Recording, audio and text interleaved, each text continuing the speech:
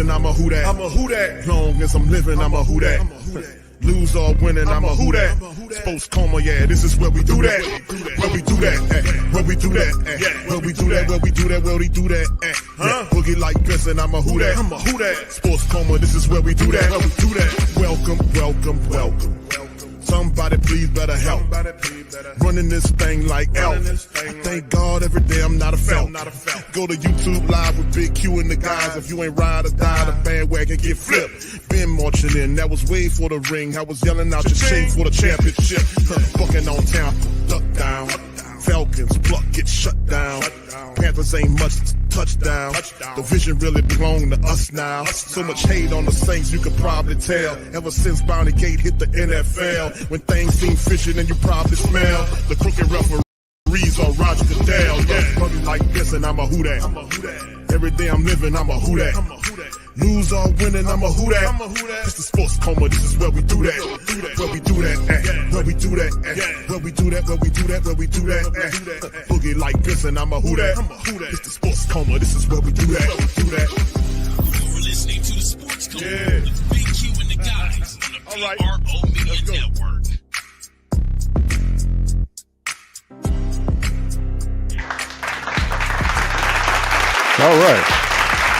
All right. Big ups to y'all. Appreciate y'all for being in the live, man. Welcome. You're now rocking with the Sports Coma with Big Q and the guys, where we have intense, entertaining, educating, and enlightening sport talk from your favorite sports fam. Shout out to you guys. Appreciate you. For this episode of the Coma, we have the Giants and Saints Week 5 preview. Special guest here is Tim from the New York Giants Straight Talk Podcast. He ended up giving to you about what's going on and the breakdown on the blue. We're going to talk about the comment made by Jackson Dart, a little upsetness about the Saints not taking him early on, and he wants to use that as motivation for putting together a good game against the black and gold, man. So we're going to talk about that and discuss that. But Tim, how you doing tonight, man? Welcome into the stream.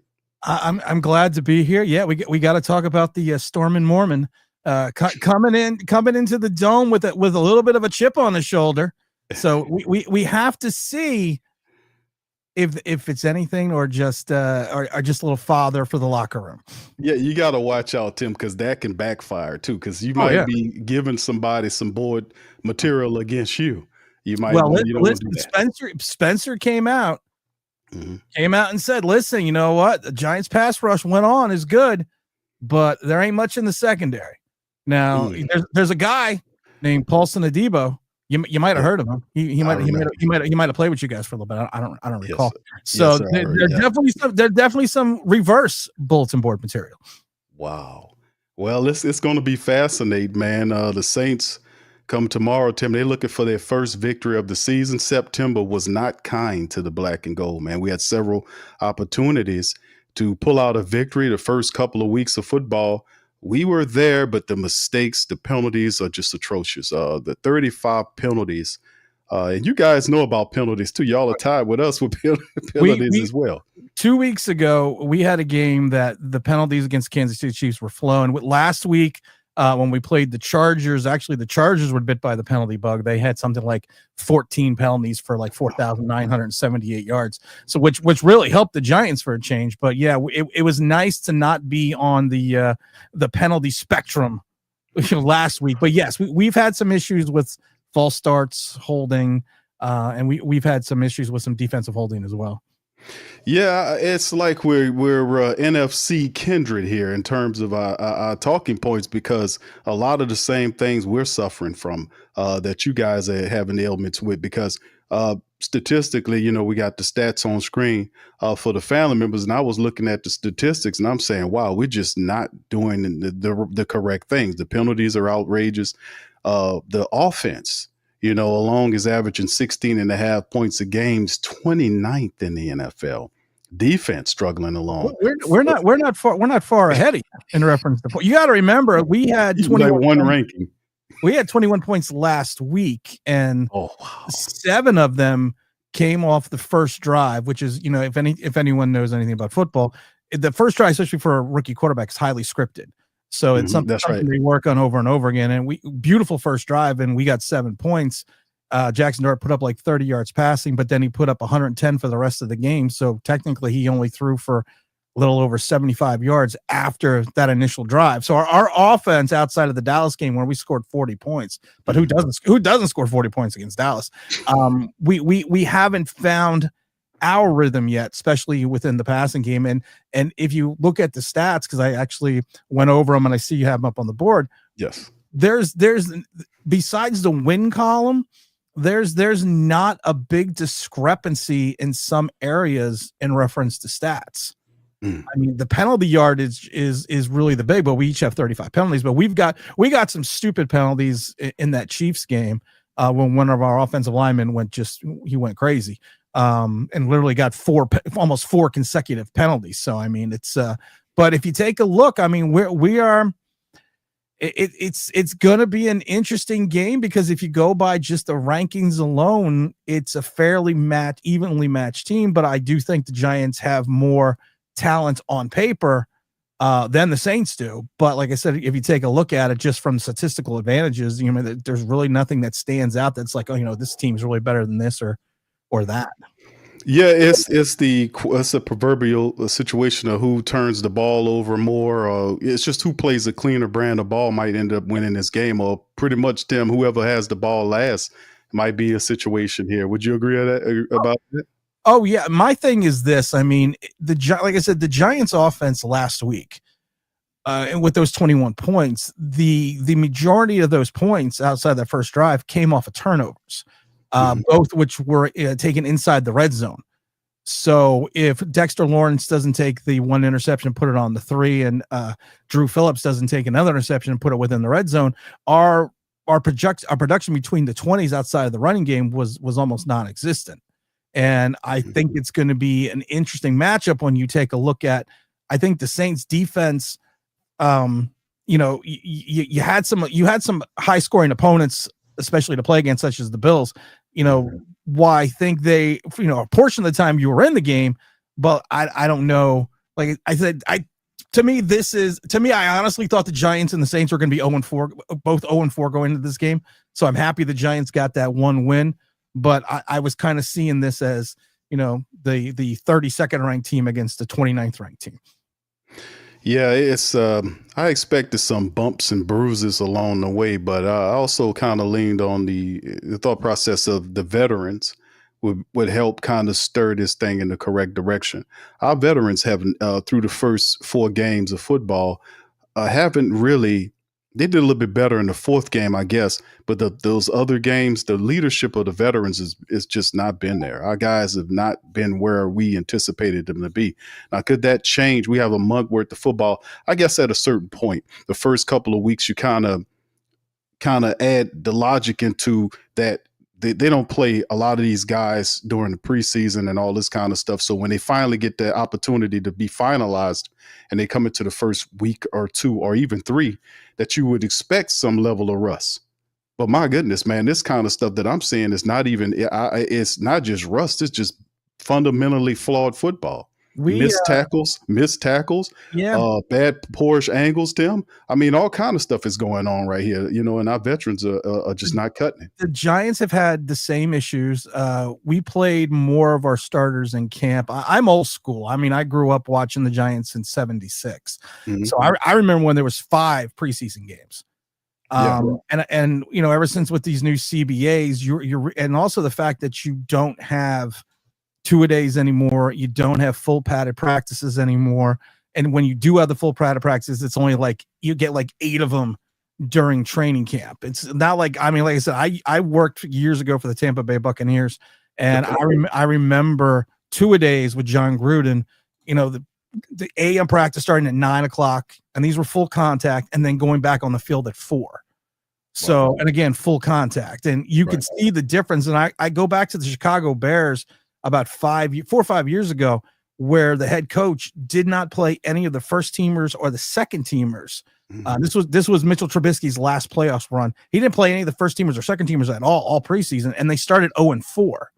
And since 1970, only 3 teams have made the playoffs starting 0-3, and the Bears were one of them. But it seems like now a lot of teams are using the first 4 or 5 games as the preseason. It's crazy. And if you don't have the projected talent that other teams have, you really can't get away with it, which is why I think we've had so much sloppy football over the last 4 weeks. Yeah, I agree with that assessment. I think it's definitely for a team like what we're seeing with the Saints, it was definitely a high degree of rust and everything else, and then you would just kind of hope that the team gels together at some point. And usually we kind of used to that kind of thing over the 2 or 3 weeks. But when you get to the 4th game and you pretty much have the same unit going to, working out in practices and doing all this stuff, you expect some chemistry and some synergy, some harmony to start developing. You'll see them play. But we've kind of struggled with that a bit. But let's kind of delve into some of this on the game. And like you mentioned, Giants 1-3, we're 0-4 coming into the Dome. First time we're a favorite in this game, Tim. 1.5. Yep. Yeah. So they believe that the Saints have enough to take care of business. Usually don't listen to those guys, but we're kind of on the damn win. Vegas's whole, I know it's just going to shock a lot of people out there. Vegas's whole scheme is to make money. Mm-hmm. So I always tell people I put a lot of stock in Vegas odds because that's, they always say the house always wins wins. But so when I saw that initially, I was kind of surprised that they were, the Saints were 1.5 favorites, because I thought at least would be an even game because of the fact that I think, like I said before, I think on paper, the Giants have more talent. But when you have a head coach, you got to remember, we know Kellen Moore. We know, Giant fans know Kellen Moore well from the Eagles and the Cowboys. That's right. So we have seen him extensively for years in Dallas. We saw what he did with Dak Prescott. We saw what he did with that offense. We saw what he did with Philadelphia and Saquon Barkley and Jalen Hurts, and making that miraculous Super Bowl run. And he basically took Saquon Barkley, who was very good with the Giants, and made him the number 1 player in the NFL. He led the entire, think about it. He has the most, Saquon Barkley last season had the most yardage by a running back rushing, including the playoffs, not the single season rushing rank, but you include the playoffs. He had the most yards in NFL history. And you have Kamara, I can't think of the other gentleman off the top of my head right now. Thank you. So you have a running game. And one of the issues that the Giants have right now is we can't stop the run. We literally are this team that have, since the last 4 years, because of our size of our defensive ends and the lack of linebackers, you watch teams like Dallas and you watch other teams who should not run against us, run for 150, 160 yards. Mm-hmm. So our hope is, with maybe some knowledge of Kellen Moore and what he likes to do and like what he'd like to do in Dallas and Philadelphia, that we can help our own defense maybe limit some of the off-tackle runs that we have been seeing the last 4 weeks, actually really since the last 3.5 years with the Giants. Yeah, we're looking, and the Saints took advantage of what we seen last week against the Bills. They had a very terrible run defense, and the Saints was able to put up some good yardage on them. That's why I have a slight amount of concern. Mm-hmm. I mean, I'm not worried about Spencer. He can go play with his Rattler and he's someplace else. I'm not worried about Spencer. I'm not worried about that. I am worried. I said this after the Chargers game. If I was Jim Harbaugh, I would not. I mean, the Chargers ran for 158 yards, I think, on like 11 carries. I would not have stopped running the ball. I have no idea why they decided that they were going to keep taking the duck and throwing the pass. I mean, I literally would have just kept attacking the tackles because they were ripping up chunks of yardage. And it wasn't like it was a game they were down by double digits. And it was weird that I was happy they did it. I was ecstatic that they did it. That they took Hampton, the rookie, and just decided, hey, you know what? The guy just ripped off 76 yards. We're not going to run him anymore. Mm-hmm. I was like, all right, great. Great. Keep him on the sideline. But like I said, the one thing I can say about Kellen Moore after watching all the years here in the NFC East, he is good at, and you guys will see it later on because I don't know if you have this quarterback or the full complement of offensive talent. I mean, but you will see him be able to start looking at opposing defenses and really picking on the weaknesses. He was great at that in Dallas. He was great at that last year in Philadelphia. So I think that what worries me from a Giant fan is he knows the Giants so well, and not much changed, because we really, outside of starting Jackson Dart and Cam Scatterbo and the loss of Malik Neighbors, we haven't really changed anything in our offense in reference to our talent. So I get slightly concerned that he has the ability to pick on the nuances of the Giants. But like I said, we have to hope as Giant fans that the defensive line is going to be able to take advantage and maybe generate a little bit more speed in the dome on that turf, because, we are an undersized, but we are a speed oriented defensive line. Yeah, that'll be the question, no doubt about it. I mean, you do have some youth there. I actually like Cam Scatterbo. I've scouted him. I thought he was a terrific running back. I love his tough mindset and his never say die mentality. I thought he was really excellent at Arizona State. Jackson Dart, is an Ole Miss guy. I'm an SEC guy, so we know about Jackson from his SEC play down here. So it'll be interesting to see, because you have some, and you mentioned the fact that you did lose Malik Neighbors. Man, he's a big part of what you guys do. So let's just kind of delve into it, Tim. And by the way, fam, we're talking to Tim from the New York Giants Straight Talk podcast. So, I mean, we're going to get Giants Straight Talk. You're seeing he said he's not worried about Spencer Rattler. So I'm not, like I said, listen, I like I said, I'm an old time NFL guy. So I remember the Saints. I remember when the Saints had Richard Todd. I remember when they brought in Ken Stabler at one point in time as well. When you brought in Bobby Hebert and kind of came over from the Michigan Panthers from USFL and kind of turned it around with Jim Moore. So I'm familiar with the doldrums of the Saints quarterback, because you guys have had some stinkers. I mean, the Giants have had as well, but you guys have had some guys that you kind of look at and go, should they really be starting in the NFL, or should they be wearing a orange apron and tell me where the hammer is? So I'm not saying Spencer's that bad, but I am saying that Spencer is there's a reason where he went in the draft. I personally thought he was going to go undrafted. I think he's got a quick release. I think his scrambling ability will give the Giants some fits, but I also think that if the Giants secondary with Shane Bowen can get away from the bend not break philosophy and get away from the Tampa 2 and maybe go back into a little bit of a man-to-man style defense, which is what our corners do well, I think we can confuse Spencer, and I think we can push forward in a right direction. But I just, like I said, I get worried with the one thing that worries about me with Spencer Rattler is his escapability, his ability to move in the pocket. And I always tell people there's a difference between a scrambling quarterback and a running quarterback. Fran Tarkenton was a scrambling quarterback. Michael Vick was a running quarterback. And I think Spencer Rattler's kind of in the middle of that, which I think is going to be interesting, because we have talked to many offensive linemen that used to play in the NFL, and they always say the hardest quarterback to block for is a scrambling quarterback, because you never know where the hell they are. You never where they're going to be on the field. So if anything, if I'm the Saints, I'm going to be using his wheels and use maybe like a floating pocket and slide him from side to side to kind of give him that extra time to have the ability to take a look downfield and go against our secondary. Yeah, they're kind of mixing in a little of that play action where they kind of hand the ball or play action to Elvin to the opposite side of the field, and Spencer then rolls out to the opposite side of the field. So Kellen Moore has done that. I'm anticipating Kellen Moore opening up his offense and using more wrinkles. And as we move into it, I mean, because that's a part of the game. We definitely need more stuff downfield, and they're aware of it. So I don't know if he's got any wrinkles, because he looks like he's 12. And he always has. Yeah, you looked at him. You're like, dude, you're 12, man. What the fuck are you doing on this? What are you doing on the sidelines? You should be selling me some peanuts. They consider him a savant there, a bit of a genius there. They look at Kellen. Some football circles see Kellen as a football genius. That Tim.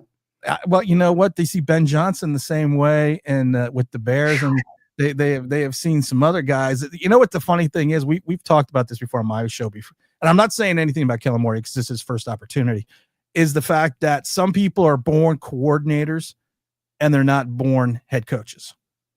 And Joe Bugle, Joe Bugle was a great one. He was a great offense coordinator, great offensive line coach, terrible head coach. You take a look at Steve Spagnuolo. multiple rings as a defensive coordinator. He gets a shot at as a head coach. Terrible. Pat Shurmur, former Giant head coach, former Cleveland, fantastic offensive coordinator, god awful head coach. Mm-hmm. So I get worried sometimes when you have someone like Kellen Moore coming in who's had so much success. You look at Josh McDaniels.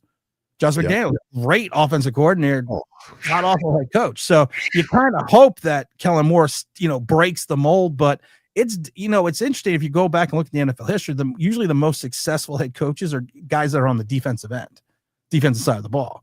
So I don't know if that has something to do with what's in the water when that offensive meeting rooms, but it should be, like I said, it should be interesting. I hope that I really do hope that Kellen Moore can find some synergy, because like I said, I've always been not a Saints fan, but Saints have always been one of those teams. I mean, I go back to the 80s with Ruben Mays and Abear and Anthony Carter and all those guys you used to have when we played in the late to mid 80s. So Saints are always a fun team to have, especially when you had Sean Payton as well, former New York Giant as well. That's right. It came from the Giants. Yeah. Came from the Giant tree. So when the Saints are good, I think that's good for football. Yeah, I agree with you. I think and just good for our hearts too out here in the Who Dat Nation, man. Because when they stink, man, boy, it's a problem. Oh, yeah. But it's just good to just see them competitive, man. But yeah, good game, man. Let's kind of get into talking about the Giants, man. Kind of familiarize us with some of the guys from your team. I know you got a couple of guys from the top, Jackson and Cam. And those young guys right there, they're very explosive, but kind of familiarize us about Jackson Dart, Scatterborn, what you guys are attempting to do, offensively speaking. The switch to Jackson Dart was an interesting one, because Russell Wilson throws for 450 yards against the Cowboys. But again, who doesn't? I think I can go out and throw for 320 against the Cowboys. Right. And then he had a average game against the Chiefs, which a lot of Giant fans blame him for losing the game, because there was a inside the red zone 4 downs where towards the end of the game where we needed to score, and one play was a design run. The other ones he threw them away, but he really couldn't. There was nobody open, and I understand some Giant fans want you to force the ball in because our offense has been putrid for years. And when we made the switch to Jackson Dart, we have to remember the kid only threw for 111 yards. We've said that before. I mean, it's not like he was lighting it up. So in reference to the offensive philosophy right now with the Giants, it's going to be more of running with Cam Scatterbo, going to be more of probably using Jackson Dart's legs. You lose Malik Neighbors. You have Wan'Dale Robinson, who's more of Wan'Dale Robinson's is Sam Mills. Sam Mills was about 5'7". I think Wan'Dale's like 5'6". So he's an undersized guy that you're going to see more out of, in the slot position.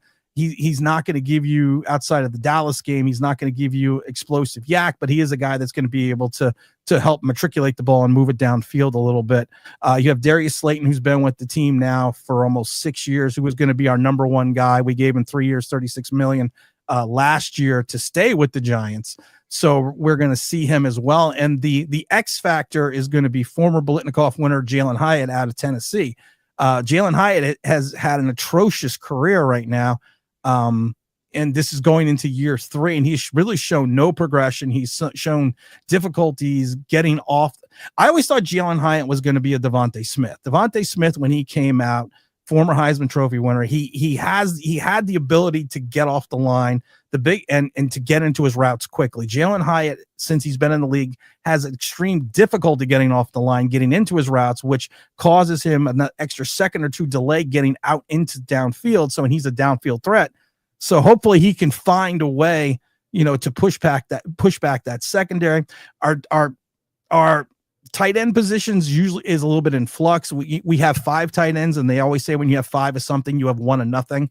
So it is going to be very interesting to see. Our offensive line, we do have some slight issues with the offensive line in reference to our center being a little bit undersized and getting pushed around. But outside of that, we have played well the offensive line has played well. Yes, we gave up 6 sacks last week to Jackson Dart, but a lot of that was because of the fact that he's a rookie and he was holding on to the ball way too long. So if I'm the Giants, and like I said, and Tyrone Tracy, of course, is going to be still doubtful, which means he's basically out. I'm going to go run heavy. I'm going to go short play action. I'm going to try to keep it within 10, 15 yards each play. I'm going to try to do what the Giants did last week, which was own the time of possession. It was 35 minutes. They had the ball for 35 minutes. 38 minutes, excuse me. And so I'm just going to keep controlling the clock and keep the score low. And hopefully the defense, like I said, can play against Spencer.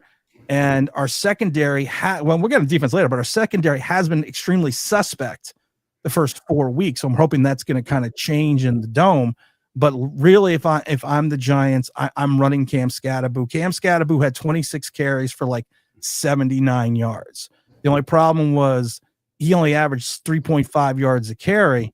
And at that point in time, he had one run for 16. So if you take that, he has got like 25 carries for 60 yards. So he was under 2.5 yards a carry. So it's not like he's going to have that explosive ability, but he's going to hopefully move the clock and keep moving the ball down the field. And I think, like I said, for the Giants, I would look at this game as another thing like we did last week: time of possession, control the clock, use the legs of Jackson Dart, do not make any hypercritical mistakes, and just make sure you're protecting the football and have an understanding that you're not going to win the game on a single play in the first quarter. So you're just gonna have to. I always hate to use the cliche because I've heard it so many times throughout my career. You have to play within yourself, which I always hated. But yeah, that's what you have to do. And I think that Jackson Dart, really what he needs to do is the Giants need to open the offense a little bit, because if I'm the Saints, I'm putting 7-8 in the box. I'm going to stop the run because I know Cam Scatterboo is probably not going to get much into the second level, and I'm going to force the Giants, who are depleted at the wide receiver after losing Malik Neighbors, to literally go after the defense. I'll give you everything. If I'm the Saints, I would give everything to the Giants short, and I would make sure that I'm running like an umbrella defense, and I'm not going to let them get behind me, but keep everything within 4 or 5 yards ahead of me. But if I'm the Giants, I'm going to try to pound in in between the tackles and make sure you try to creep up your safety, and then I'm going to take a shot. But like I said, you need to game plan it to a specific design where if I'm Dable, where I'm controlling the clock, where I'm holding the time of possession, and where when I finally do get into the red zone, again, it's a cliche, you get into the red zone, you drive for dough, you putt for show. You got to make sure you're putting the ball in the end zone instead of kicking the field goals like we've done the last 4 years.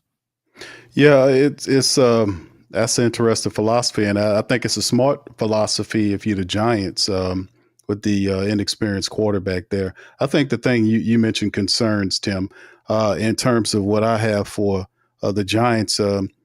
Jackson Dart does have a high degree of athletic ability.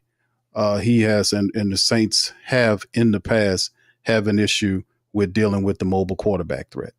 We've had some issues with that, guys that can scramble and move around. So being able to contain Jackson and force him to be more of a passer than be able to use his legs, I think that should be paramount for the Saints and scouting this guy. And absolutely focusing on Cam and stopping whatever he has going on.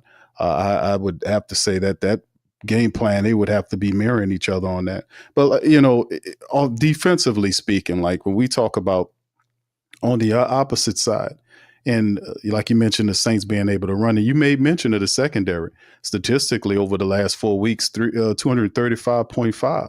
Given up in the secondary, and a rush attack is 153 flat for 30th, altogether ranked 30th in NFL. So yeah, that they would have to kind of change the philosophy in attempting to stop Alvin Kamara and the likes of Kendre Miller. And may I alert you to the fact that Taysom Hill might be around there. I was going to ask you if he was. I heard that he was active. Was he activated? Because I thought I heard he was activated. He was activated. And here's the let me pull this up for you, Tim, so you can see it. This is straight from the New Orleans Saints website, where they did activate him. This was done earlier today. The Saints have activated quarterback Taysom Hill and tight end Foster Moreau from the reserve, physically unable to perform. Elevated standard linebacker Iku Leota to the active roster for Sunday's game against the Giants. They placed wide receiver Trey Palmer on IR and waived tight end Matavo, the rookie, 7th-round draft pick rookie. They also downgraded defensive tackle John Ridgway III to out against the Giants. So that is yes, sir, that is indeed the case. So Taysom Hill is back in effect in the Saints offense. So that's another issue that the Giants will have to prepare for defensively. Well, it's a nice. Does anyone remember Pat White? Pat White, former quarterback. He was with the Miami Dolphins years ago, and Pat White, they basically used him as that change of pace quarterback. I think Jeff Feely was the quarterback at Miami at that point in time, and they used him kind of as they used him in different, almost like the Veer scenario in reference to moving the offense, and it was when the Wildcat was the advent for like a season until everyone figured out what to do. Right. And I'm not saying Taysom Hill is Pat White, but I am saying this: to me, Taysom Hill was a wrinkle.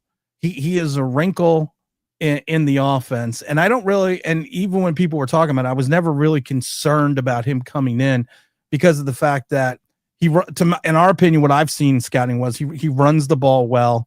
He throws, he throws not with a high degree of accuracy, but he is competent. He's not Tim Tebow, but he's competent enough. But to me, a smart defensive coordinator. And sometimes I question whether Shane Bowen is a smart defensive coordinator, but a smart defensive coordinator to me can game plan for that, and especially from a guy that hasn't seen the field in the first 4 weeks of the NFL season. He's been out for a while. He had that issue with his leg, and he was patient in his rehab process. So getting him back, I think depending on how it'll be interesting to see how Kellen Moore utilizes Taysom Hill. Previous offensive coordinators use Taysom's ability to play multiple positions. I think even though they called him a quarterback on that information piece, really he is listed on the depth chart as a tight end. Yeah. So he'll be just, Tim, you never know where he'll be. That's the fantastic edge to having a guy as diverse and unique as Taysom Hill, because the guy, you can play him at tight end, you can move him to wide receiver, you can have him as a running back. Hell, you can even use Taysom as a fullback. He did all of that stuff. And the crazy part about Taysom Hill is he does all of that stuff well. So, he's really excellent at being an impact and a mismatch nightmare for your team. But has he been in the Kellen Moore system? That's the point. That's a good question. Has he gone through training camp? No, he was not. He wasn't healthy, Tim. You're absolutely right. Yeah, that's what I'm saying. So he hasn't been through training camp. He has never. All he's had is I played D1 and I played D3 and D1, mm-hmm. and I'll tell you this right now: the biggest thing you have to do is, yes, you can get the playbook, but if you have the playbook, it doesn't matter if you don't have the repetition. You don't have the reps in practice. That's why, like I said, I am personally not worried about him, and it's not disrespecting his talent, but I'm not worried about it. I'm not worried about a guy that hasn't played. I forget what game he went out last year, but I'm not worried about a guy that hasn't played in 36 weeks, and he's starting with a new offensive coordinator, new head coach, new system. And like I said, if I'm the Giants, if I see Taysom Hill coming in, unless I think he's going to be a decoy, I'm going to automatically assume he's getting the ball in some capacity. Yeah. That's going to be interesting to see how the Giants defend him if that isn't the case. So yeah, this is true. Kellen Moore is getting him out for the first time, and what is his thought process and his utilization of Taysom Hill? We will be determined on Sunday. Defensively speaking, Tim, let's kind of jump on that, man. The defense you mentioned is the struggles, because from our perspective, our defense have had some issues. We're 18th in stopping the run, 13th secondary wise. Overall, we're 17th, almost middle of the pack type thing. What about your defense? Who are some of the game changers and the respective personnel on your defense? You always look at the fact that you always start with the Giant defense and Dexter Lawrence. Dexter Lawrence is that nose tackle. He's that defensive end. He's widely considered one of the best interior linemen in the entire NFL. The only issue the Giants have is our ends are extremely undersized, and Brian Burns and Kayvon Thibodeau and now Abdul Carter.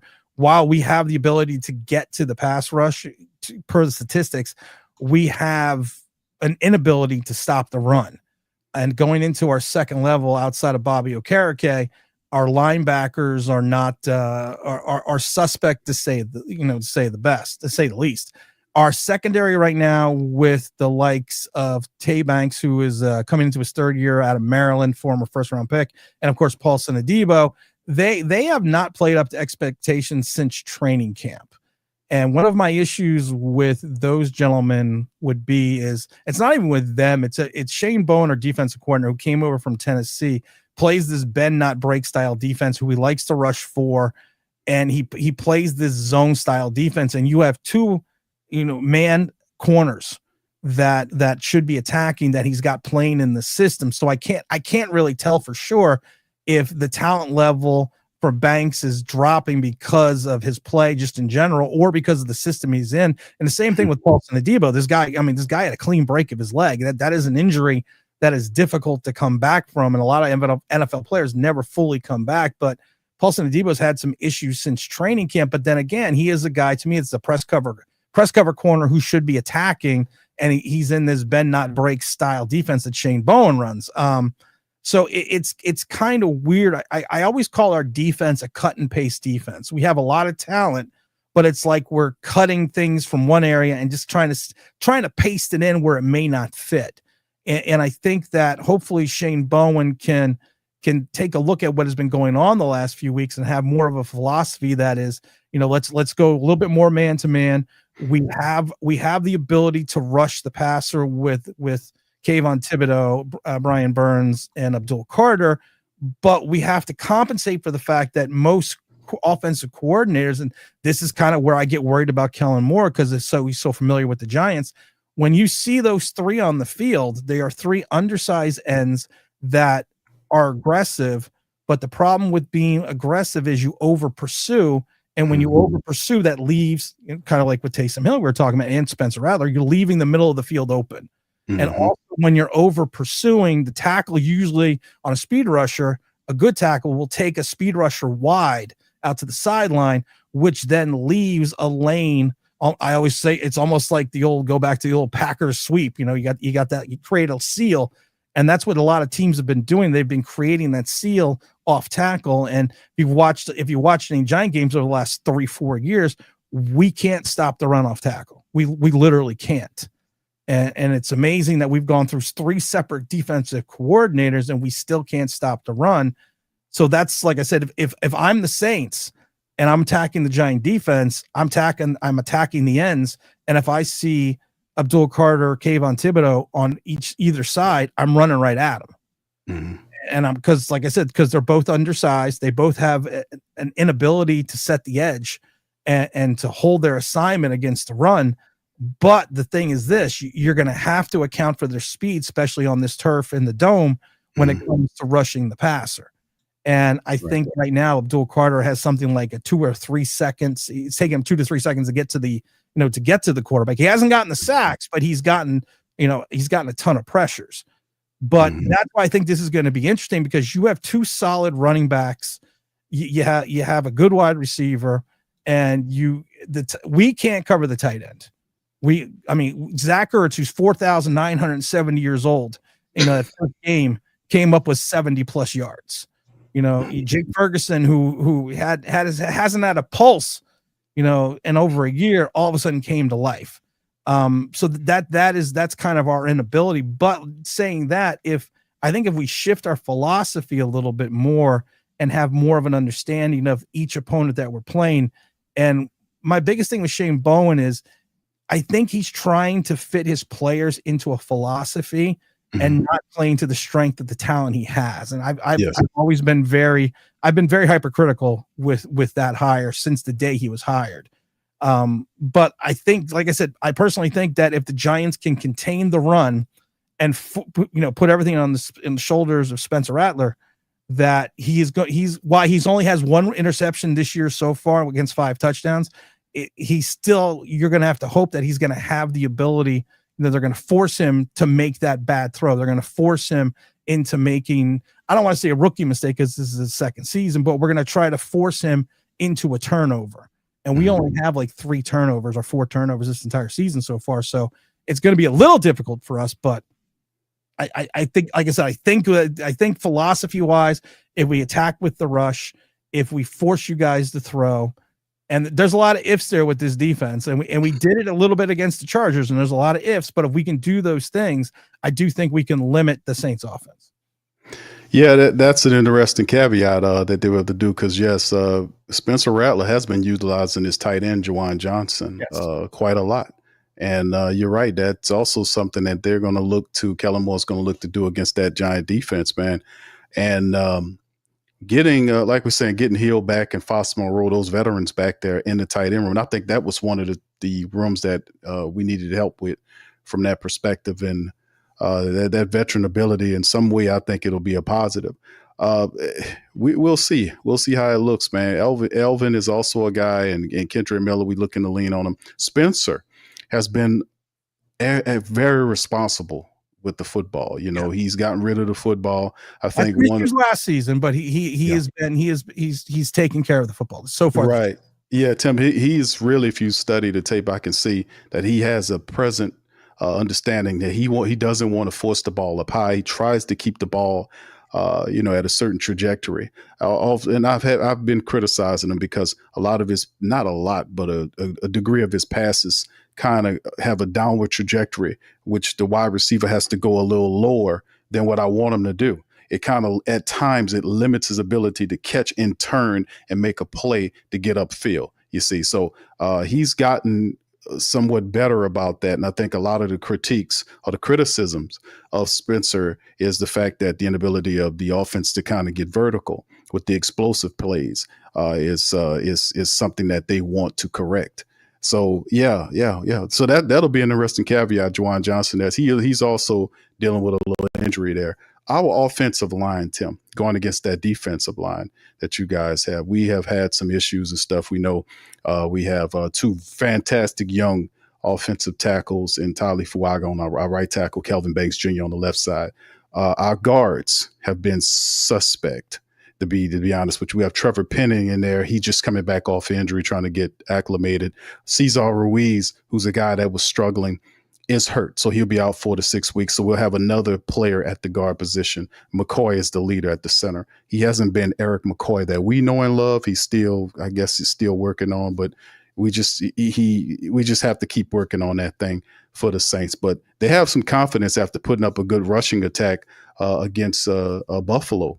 They think that maybe we can kind of redo that thing against the Giants coming into this week. So it'll be interesting to see if you guys can deal with that. Is Dexter Lawrence playing in this game, Tim? Is he available to play? He is available. He was limited in practice, but he's been limited in practice the last 3 weeks. Okay. So he is. I think it's one of those things where you reach, and I love it because you say you reach a certain age, and Dexter Lawrence is only 27. He'll be 20. he'll be 28 in a couple months. But you reach a certain age. You older in the NFL, don't you, Tim? He 28 years old. You are old in the you are an old timer in the NFL. And I always tell people you need to think about this. You usually play 3 years of Pop Warner, 4 years in high school, and then another 3 to 4 years in college. So you've already played football for 11 years by the time you get into the NFL. So the time you're 27 years old, you've already played football for like 17 years. Right. And I can tell you, as someone that has played at a high enough level, that even at the you think you're young, but when that fourth quarter rolls around, if you don't have yourself in tip top shape, you got some issues. And Dexter Lawrence had an elbow issue in training camp, so I would say that he is not in his top NFL shape, especially like I said at 28. He's playing himself back into shape, but he's got the elbow issue. He's got a little bit of a back issue, but he's still a stalwart in the middle of the field. He's still going to be the guy that is going to, you're not going to go in the middle. This is why a lot of teams also run to the edge, because you got Dexter Lawrence in the middle.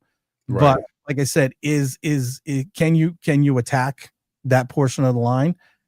We don't really have a running mate for Dexter Lawrence. We don't really have a second tackle. Our defensive end, nose tackle or defensive tackle, whatever you want to play it as. So it's going to be, like I said, I am more concerned, like I said, about your running game. And Buffalo does not have a great run defense. No, they don't. They're worse in the league. The Giants are right behind them.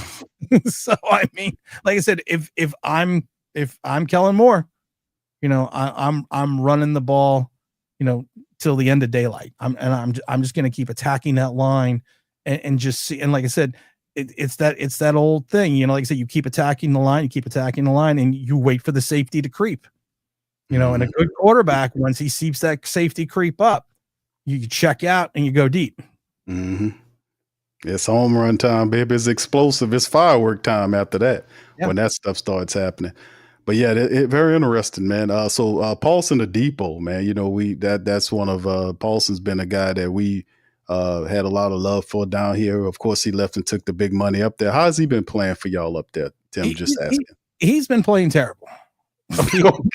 He had and I don't fault Paulson Adebo. I don't, because the Giants offered him $54 million, 36 guaranteed coming off the injury.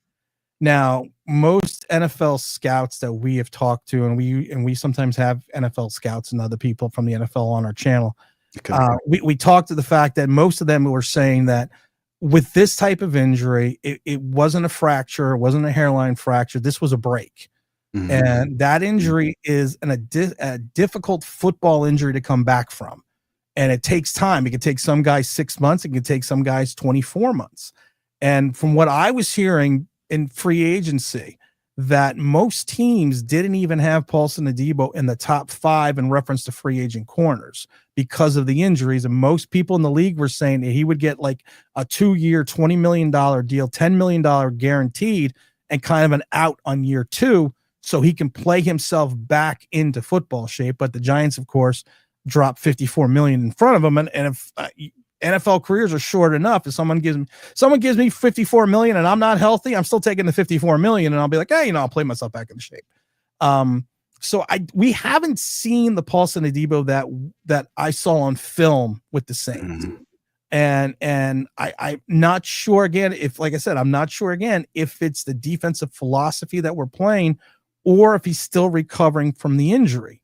And I think that hopefully I always thought within like the first 4 to 6 weeks, he was going to struggle. I said that on my channel multitudes of times. I think he'll struggle because of the fact that he's got to play himself back into shape. He's got to play him. And he's also has to, I had 2 torn ACLs in my college career. And after the first one, I tore the second one because I wasn't fully confident in the healing of the injury. Mm-hmm. And then they literally, you know, I tore it completely, that they had to take my patella tendon and strap it over and make a new ACL. But I wasn't confident in my ability, and I wasn't confident in the same knee. And I wonder sometimes when you watch Paulson Adebo play, if he's just not confident yet in the injury.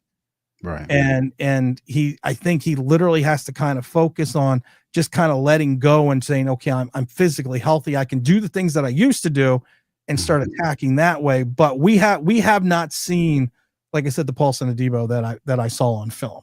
And I'm hoping with these next couple of weeks, he's going to turn it around, because like I said, if you've seen outside of the last week, our passing defense has been atrocious. Our passing defense, when we had, Drew Phillips, our second-year player out of Kentucky who plays in the slot, literally had a great game against the Chargers.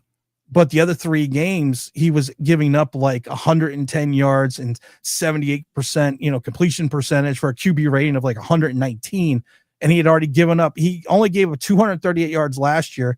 And to this point, he had given up already like 187. So, I mean, we've been atrocious. So I'm kind of hoping that we're turning the corner, and I'm kind of hoping going up against Spencer Rattler. Like I said, I always say this. When I pick on people, but I couldn't play in the NFL. We have the mighty Matt Sims on our channel all the time. Son to Phil, brother to Chris, and he always, he very nice guy, and he always kind of downplay sometimes what he's done in his career. And I'm like, but you still played in the NFL. You still scored an NFL touchdown. I can't do that. So I'm not like I'm disparaging Spencer Rattler, but if I have to go up against Josh Allen or Spencer Rattler, I think you know which guy I'm going to pick. Oh, yeah, absolutely. I know who you're going to pick now. So like I said, my thought process is you got to rattle the Rattler, take away the run.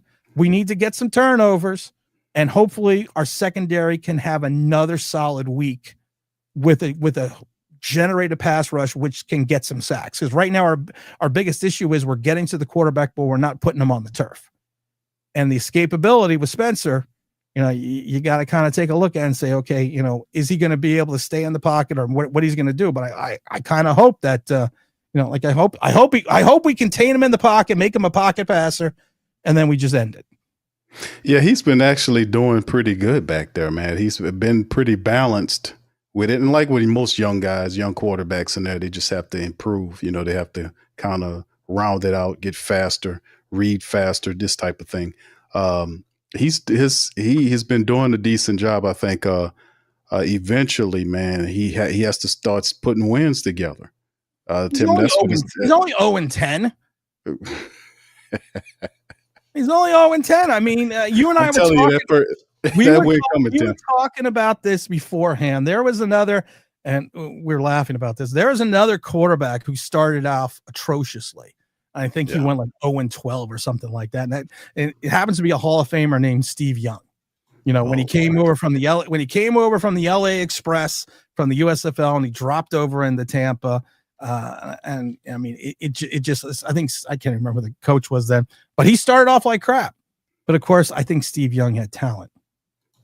Yeah.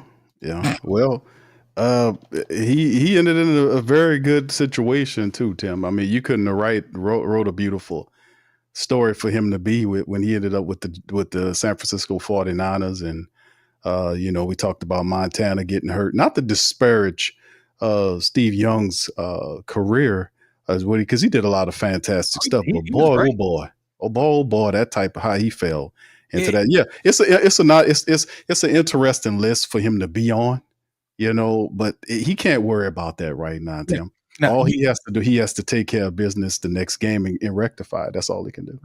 I'm a baseball fan and I'm a Mets fan, and we had a pitcher named Anthony Young. Anthony Young went 0-19. And literally you felt so bad for the guy towards the end because he set an MLB record for most consecutive losses. And I kind of hope, and I see Derek White in the chat. I don't know who Derek White is, but Derek White, evidently he's got too much free time in his hands. I'm going to tell you this. I kind of hope that Spencer Rattler has an Anthony Young scenario in him where we're not the one to give up that first win.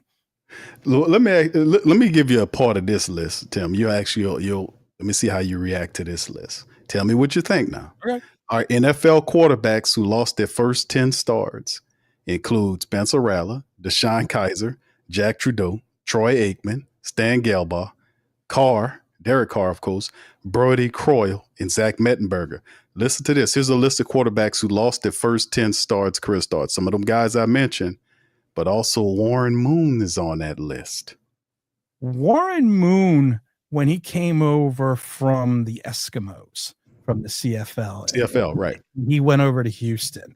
He actually went into a horrible situation. He threw for like 30,000 yards in the CFL. And then he came over. But to me, Warren Moon, and I laugh about this because I know a lot about Warren Moon because the Giants were one of the teams that were pursuing him along with the Houston Oilers to be our quarterback. And we were bad at that time when he came into the league, and so were the Houston Oilers. So I think a lot of that with Warren Moon, he came in at the end of the Bum Phillips era. And he came in after, the Dan Pastorinis, the Kenny Stablers, and they kind of had this, they kind of fell, after they had the Love You Blue and they had Earl Campbell, and of course, Earl Campbell went over to the Saints. So did Kenny Stabler, but he kind of came into a situation where he came into a really bad team. But to me, he had you could see the obvious talent that he had in the USFL. Same thing with Troy Aikman, who was on the list, who went 0-10. If you remember that first year, his running back was like Paul Palmer out of Temple, who was like 4'2". I think he led the team like 480 yards. They had no talent because of the Herschel Walker trade, but the Herschel Walker trade is what turned around that entire franchise, getting all those picks and all those players. But that's what turned around so quickly. So, and you listen to the other guys on that list, like Jack Trudeau out of Illinois. I mean, who was with the Colts. I mean, there were guys on this list. I'm not saying, like I said, I'm not saying Spencer Rattler is going to be a Jack Trudeau who had his moments in the league. I'm not saying he's going to be a Warren Moon. I'm saying right now, if I'm looking at Spencer Rattler and I'm the Giants, I'm happy that not even having Aaron Brooks back there. I don't want to see someone like that. I don't have to see Bobby Hebert. I'm seeing. I got a little bit of the Richard Todd flashback. And like I said, I'm going to kind of hope that it stays that way. I was never a big fan of him coming out of college. I've said that a million times, especially when we did the draft shows. Like I said before, quick release. I thought he held on to the ball way too long. He's a guy that's, he can move around in the pocket, but there's a reason why he was drafted where he was. But like I said, I'm going to say it again. I'm pushing for 0-11. I don't think that's a surprise, Tim, that you push it for 11. He's playing the Giants next. Exactly. Of course. Exactly. There you go. Going, guys, I'm a giant content creator. What do you want me to say? What do you want me to say? That you guys are great? You're 0-4. Excuse me. You're 0-4. We're 1-3. This is not the battle of the Titans. This is not the 87 or 86 Giants against the 86, 87. Like I said, Bobby Hebert, Ruben Mays led teams with Sam Mills. No, we're not that. Two bad teams. Yeah. Let's just be honest about it. Yeah, Esther, you're right. That's the reality. You guys have a win. We don't right now. Exactly. We're 0-4. So yeah, they have to turn this stuff around. They have to do it lickety split, man, to be honest with you. But Tim, so let me. Do you do predictions, or are you already picking the Giants to win? You got a point score on that? You want to put on it? Do you do the point score on that? Of course we do, because we are sponsored by the mighty FanDuel. Over on the Believe Network. So FanDuel, of course, number one sports book in all of the land, has them like Vegas, as the Giants says, 1.5 point dogs. I've said it before. I think this is going to be an extremely close game. I'm kind of hoping that the Giants will put this away early, but I don't think that's going to happen. But I would take, if I'm as a Giant fan. And honestly, if I take away, and I do this a lot on my channel, I take my Giant hat off and I kind of look at the game just from an NFL perspective. Two evenly matched teams. I think on paper, the Giants have more talent. I think offensively, with the loss of Malik Neighbors and the loss of Tyrone Tracy and having a rookie quarterback, I think we're kind of at the same level offensively. So I see a low scoring game. I see like a 17-16 game. So if I'm doing that, I'm taking the Giants in the points, but I do think that the Giants are going to do enough offensively, and I don't think they're going to open up the whole playbook, but I think they're going to do enough offensively to take this game like 21-19, and I think it's going to be close till the end. And I think there's going to be a mistake. I don't know who it's going to be on. I think there's going to be a mistake. There's going to be a mistake. Because you got two young teams, you got two young quarterbacks. There's going to be a mistake. That's just the facts of life. So, but I'm hoping that the Giants are going to be on the receiving end of that mistake. And like I said, I think that the Giants, if they control the clock, use the legs of Scatterboo, and also people forget about Devin Singletary. Devin Singletary is a professional running back who played for the Bills and played for the Texans during that rookie season with CJ Stroud. So, I mean, he has the ability to move the ball. I would limit the opportunities for Jackson Dart to make a mistake.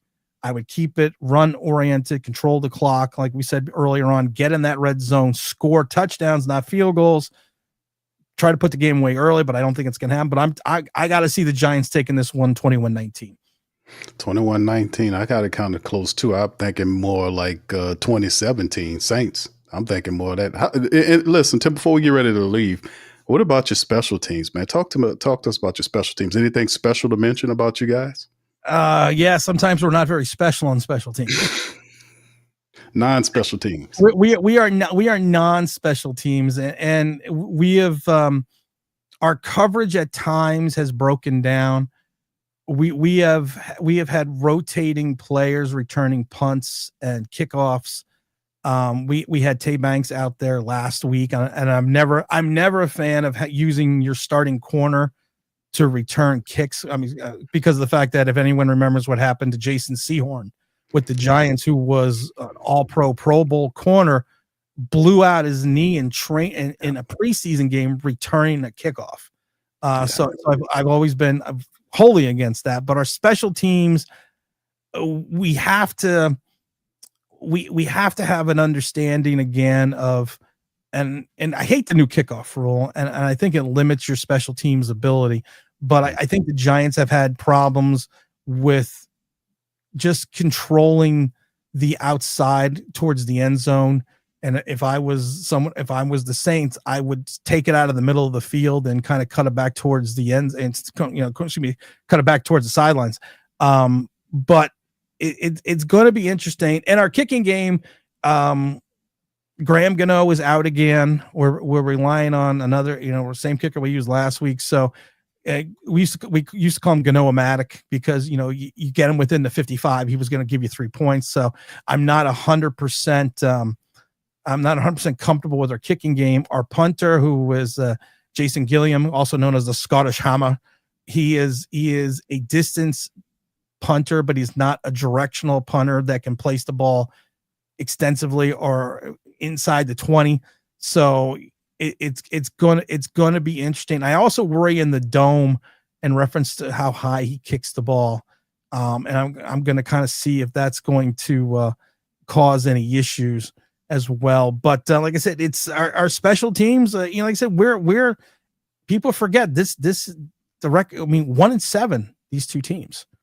So this is not a lot wrong. This is not the battle of the Titans, but it's I'm hoping that it's going to be a fun, interesting game. The Giants won last week, and I was at the game because I'm a season ticket holder, and I kept telling people it's a weird game. We were winning on the scoreboard, but you kind of thought we were losing, and it was just really weird, that whole vibe in that game. And we've kind of been that way for a couple of years now. So I'm kind of curious to see how we, like I said, how we go against the team that, in my opinion, we should have an opportunity to beat. I had thought we had no opportunity to beat the Chargers, but they always say any given Sunday. Any given Sunday. But I'm seeing, like I said, I'm hoping we have an opportunity to put this game away early. But like I said, it's going to be interesting. Like I said, special teams, it could be our downfall, and I'm hoping that it's not, but it is what it is. Yeah, well, Tim, when you get to close games, it usually relies upon your special team. So, oh yeah. So we lost a couple games like that last year because of special teams. Yeah, we have been dealing with that too. This past week, actually, a lot better than it was the first 3 weeks, where our kicker, Blake Groupie, missed a field goal every game. Yeah. He missed 3 in a row. So he's kind of cleaned it up that fourth week. And our punter, Kai Kroger, is actually a hell of a punter. I like how he is. He's a really good directional punter, good hang time on his punch. He's been doing really good with that. And we did allow a return to happen a few games ago. We just were uncharacteristic play on special teams, but it appears that they're cleaning a lot of that up and moving in the right direction. So like you said, these are not two Titans here. This is each team is approaching this game with a week to week approach. That's all you can do. You got to sit there and you got to take one game at a time and see if you can get a win and get back to 500 at the very least, man. I will say this, and I always say this with Giant fans, and they always hate when I say it. The Giants have always had a problem with trap games. And this to me is the ultimate Giant trap game, because of the fact you beat a team in the Chargers you shouldn't beat, and a team that the Giants, the most Giant prognosticators, most Giant beat writers have always had, since the schedule came out, have penciled in the Saint game as a win. And the Giants' history, even going back to not to 86, not to 90, but even going back to like 2007, 2011, the other Super Bowl seasons, they've always run into these games. They've always run into these games where, as Giant fans, we're like, oh, we're gonna freaking crush this because we just came off this wonderful win, and then we run into a buzzsaw. And this, like I said, I'm worried because, like I said, on paper, I think we should win. but I keep hearing Admiral Akbar from Star Wars yelling. I keep hearing that in the back of my head, and I'm hoping that we because it's weird when you have a 1-3 team saying, well, they may be looking ahead to next Thursday night, which is the Philadelphia Eagles, and at home, and we're already 0-2 in the division, so we need to win next Thursday. So I'm slight, like I said, I wish I was more confident that we were going to be 2-3 at the end of this game. Yeah, it's going to be an interesting game, man. I think it'll be very action packed, man. I don't expect an explosion of points. I'll be pleasantly surprised if that happens. I think it'll be close, and I wouldn't be surprised if a field goal wins it for us. Well, of course, I'm gonna go with the Saints. I think it'll be a close game. I think we'll probably win this game by a field goal. You would hope that they open up the playbook and there's some chemistry and synergy happens with our offense. We got enough pieces there, but like I said, one can only wait and see, man, how this gonna go. Hey, Tim, feel free to kind of talk to us, man, about and let the people know about your program, bro. The New York Giants Straight Talk podcast.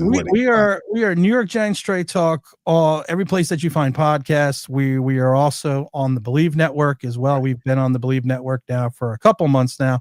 We're also every place that so you can find us any place you can find podcasts. We're also on YouTube.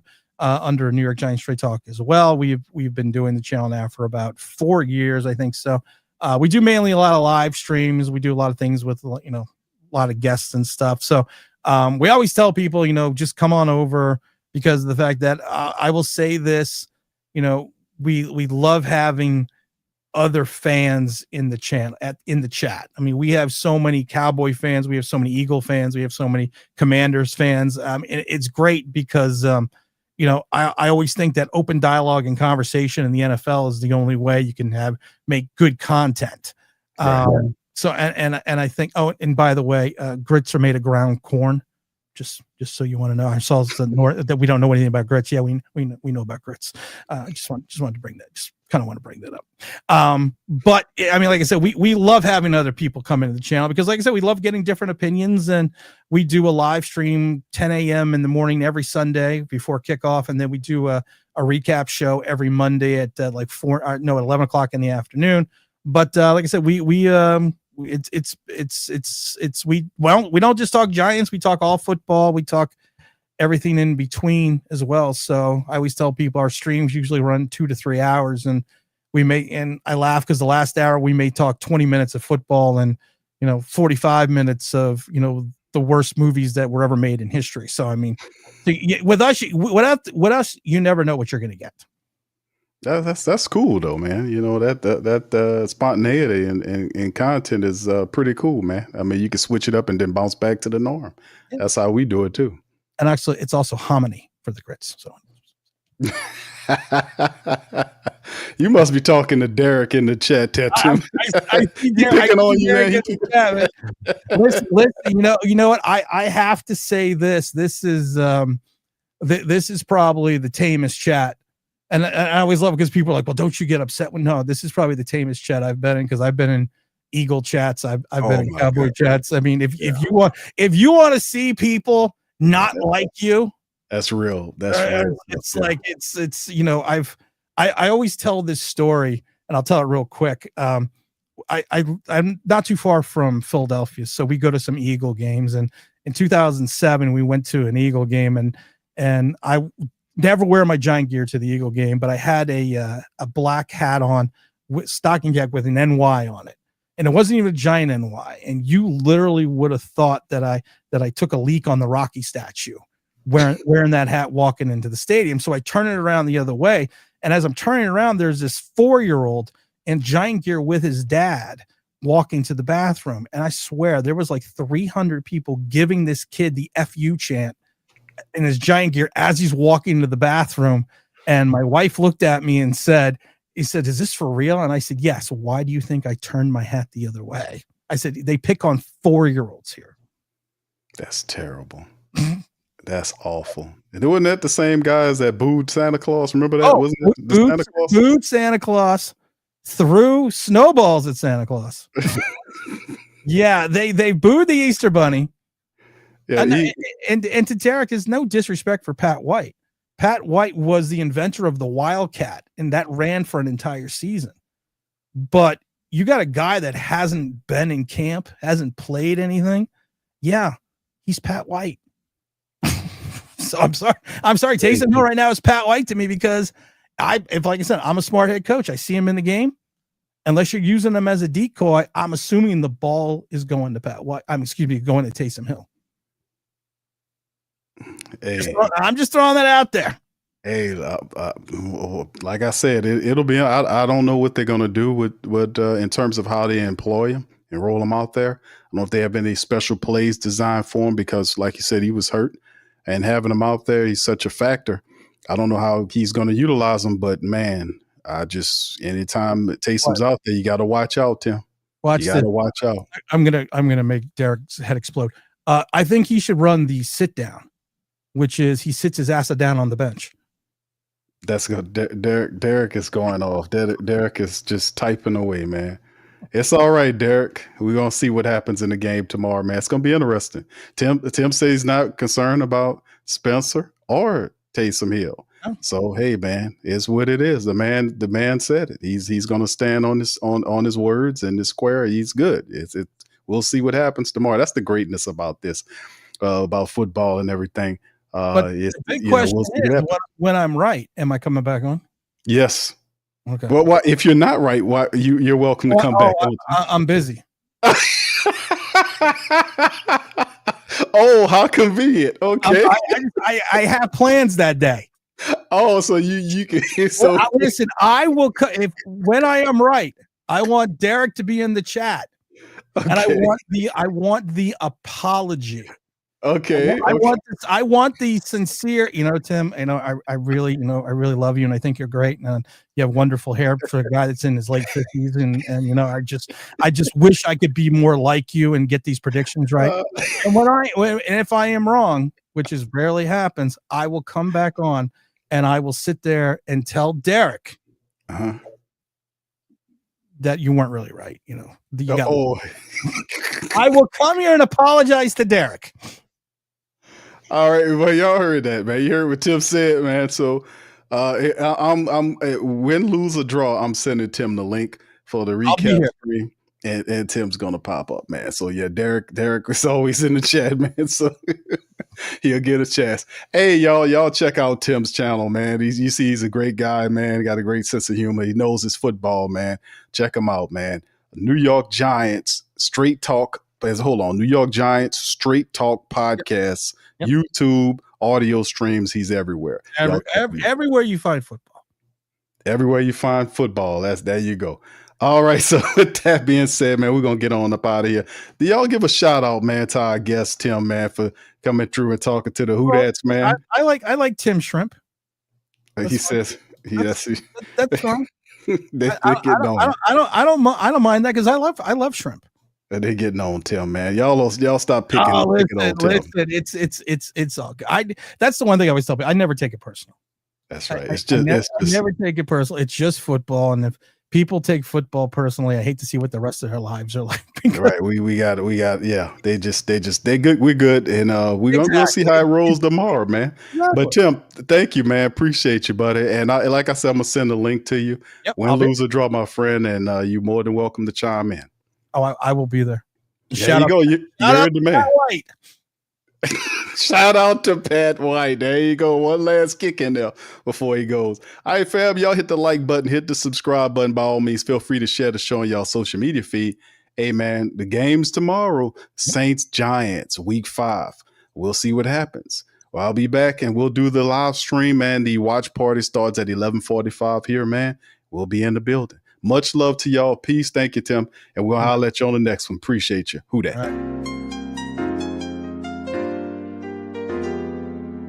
Yeah. Boogie like Benson, I'm a who dat. I'm a who dat. Long as I'm living, I'm a who dat. Lose or winning, I'm a who dat. Sports Coma, yeah, this is where we do that. Where we do that, where we do that, where we do that, where we do that, where we do that, Boogie like Benson, I'm a who dat. I'm a who dat. Sports Coma, this is where we do that. Where we do that. Welcome Somebody please better help. Running this thing like Elf. I thank God every day I'm not a felt. Go to YouTube Live with Big Q and the guys. If you ain't ride or die, the bandwagon get flipped. Been marching in, that was way for the ring. I was yelling out your shame for the championship. Bucking on town, duck down. Falcons, pluck, get shut down. Panthers ain't much touchdown. The vision really belong to us now. So much hate on the Saints, you could probably tell. Ever since Bounty Gate hit the NFL, when things seem fishy, then you probably smell the crooked referees on Roger Goodell. Yeah, running like this, and I'm a Who Dat. Every day I'm living, I'm a Who Dat. Lose or winning, I'm a Who Dat. It's the sports coma, this is where we do that. Where we do that at. Where we do that at. Where we do that, where we do that, where we do that at. Boogie like this, and I'm a Who Dat. It's the sports coma, this is where we do that. You're listening to the Sports Coma with Big Q and the guys on the PRO Media Network.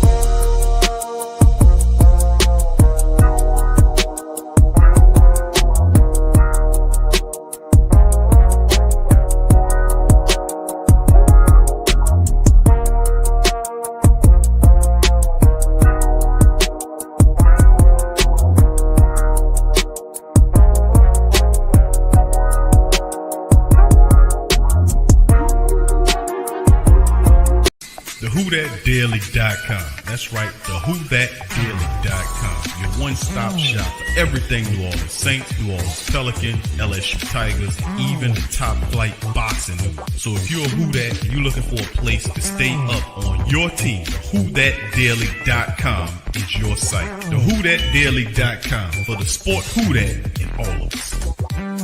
That's right, the Pro Shop is the platform store where you can go and buy all the latest merch to support the platform. Available at the Pro Shops, we have dozens of hundreds of products available for you and your family. Unisex tees for men and women, hoodies and sweatshirts, tank tops, kids and baby items, long sleeve tees, mugs, pillows, wall art, bath bedding, face masks, phone cases, stickers, bags, fanny packs, socks, hats, and many other items. Please feel free to check out the Pro Shops. The link is in the description section below. Remember, it helps the platform continue to grow. Check out the Pro Shop and Who Dat too.